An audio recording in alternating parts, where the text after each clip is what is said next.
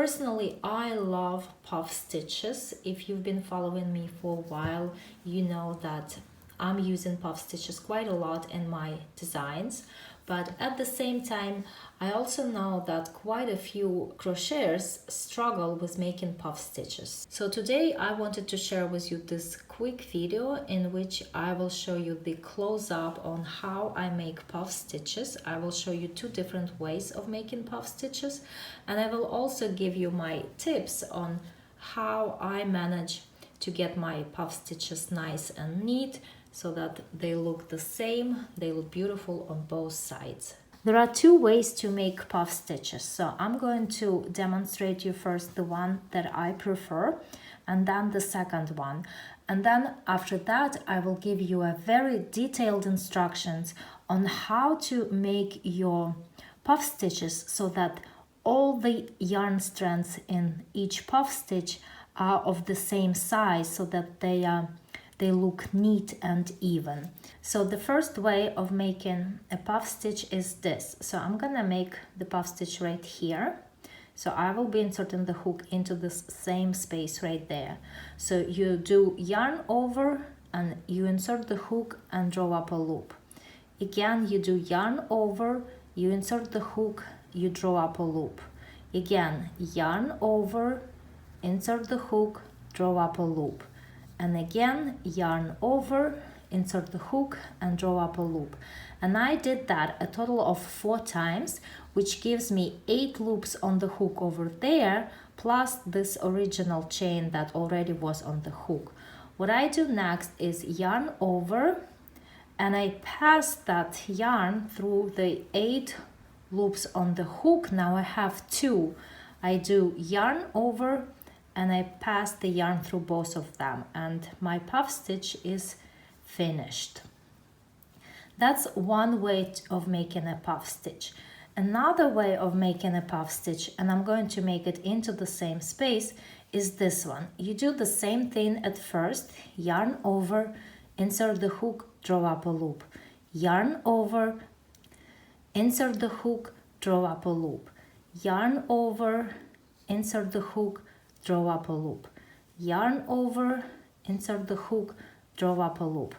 And again, I did that a total of 4 times, so I have 8 loops over here and the chain right there. And then I do yarn over, and I draw that yarn through all the 9 loops on the hook, including that last chain. And usually after this kind of puff stitch is made, you would make 1 chain as well on the top. So these are 2 different ways of making puff stitches, and I've used them both, but I personally prefer making this one when I pass the hook through the 8 loops first, then have 2 on the hook, and then finish the stitch by passing the yarn through those 2 loops. And you can see they do look slightly different.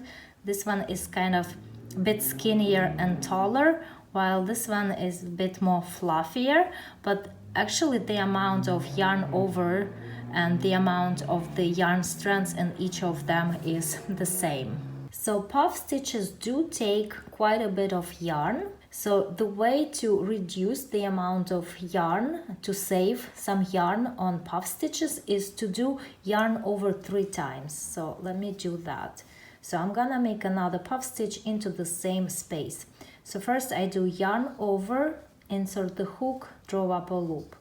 Yarn over, insert the hook, draw up a loop. Yarn over, insert the hook, draw up a loop. And I did that a total of 3 times. So now I have 6 loops over here and 1 chain over there. So I'm gonna do yarn over and pass the yarn through the 6 loops first. Now I have 2 on the hook.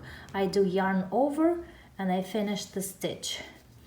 And this puff stitch looks similar, but just a little bit less full, less fluffy as these ones. And personally, I prefer making puff stitches doing yarn over 4 times. Now let me give you a closer demonstration on how I managed to make my puff stitches neat and the same in size. So again, I'm gonna make a puff stitch into the space right here. I'm gonna do yarn over 4 times. And notice what I do here. So I do yarn over, and I hold this yarn over the hook with my middle finger. So it doesn't stretch, so it doesn't slide on the hook. So I hold it in place with my middle finger. Then I insert the hook and draw up a loop. And now I hold both of them on the hook with my middle finger. I do yarn over, and again I already grabbed that yarn over and hold it in place on the hook with my middle finger. Insert the hook and draw up a loop. And it's loose right now, but I grab it with my middle finger and I hold all the 4 loops on the hook in place with my middle finger. Again, I do yarn over, and I already hold it there. Insert the hook, draw up a loop. And again, I hold all the loops using my middle finger. So I've done that 3 times already. I'm gonna do 1 more. Yarn over, hold it, insert the hook, draw up a loop. And now I hold them all in place. I hold them all together so they are not spread on the hook. They are all staying tightly in place, and I use my middle finger for that. So I do yarn over, and now I let go and I pass that yarn through all 8 loops on the hook. I do yarn over and I finish the stitch. And this way all the strands of yarn are laying neatly next to each other, and they are of the same size, and the puff stitch looks good both on the front and on the back. Okay, I'll do it 1 more time. So I'm gonna make 2 chains here.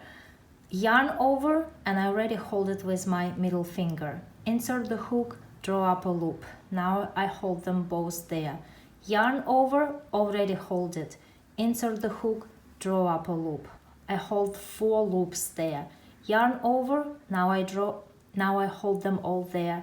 Insert the hook, draw up a loop. Yarn over, insert the hook, draw up a loop. Yarn over, pass through 8 loops, yarn over, and finish my puff stitch.